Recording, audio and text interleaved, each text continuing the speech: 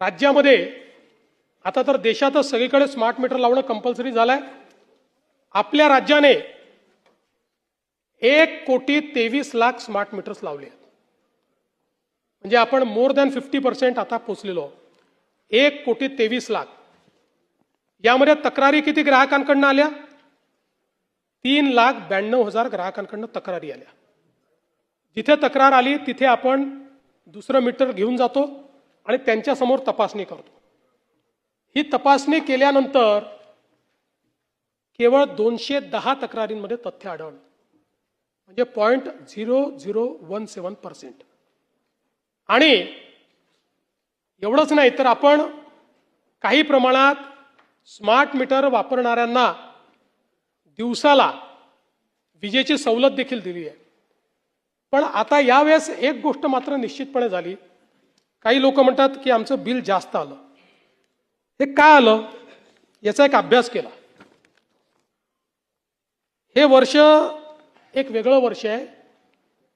3 महिने heat wave आहे या वर्षामध्ये, आणि त्यामुळे आपण बघा की उन्हाळ्यामध्ये आपलं जे कंझम्पशन 28,000 मेगावॅट असतं ते सातत्याने 3 महिने 32,000 मेगावॅट आहे। म्हणजे 4,000 मेगावॅट अधिकची वीज आपण वापरतो।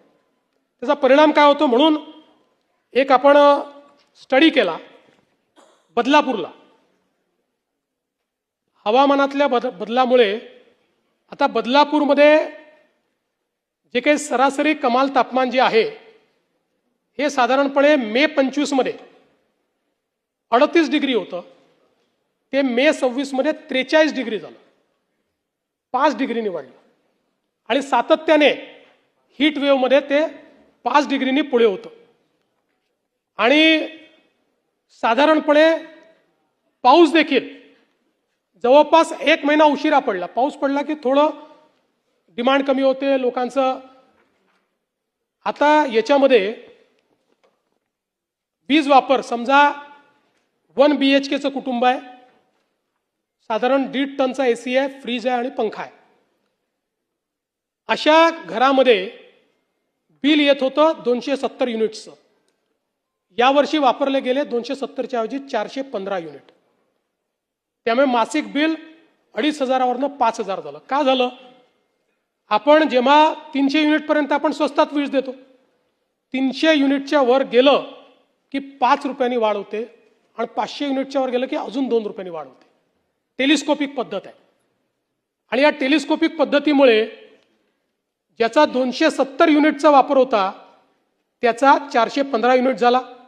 2 BHK जो आहे याच्यामध्ये त्यांचा वापर अंदाजे 425 युनिट होता, तो झाला 655 युनिट, आणि 4,500 वरनं 8,000वर त्यांचं बिल गेलं। 300ची मर्यादा ओलांडली, इकडे 500ची मर्यादा ओलांडली। आणि म्हणून याचा काही स्मार्ट मीटरशी संबंध नाही। जिथे स्मार्ट मीटर लागलं नाही त्याही ठिकाणी अशाच पद्धतीची बिलं आलेली आहेत। कारण एक्सटेंडेड उन्हाळ्यामुळे आणि हीट वेव्हमुळे विजेची मागणी अधिक होती आणि जास्त प्रमाणात वीज आपण वापरली आहे।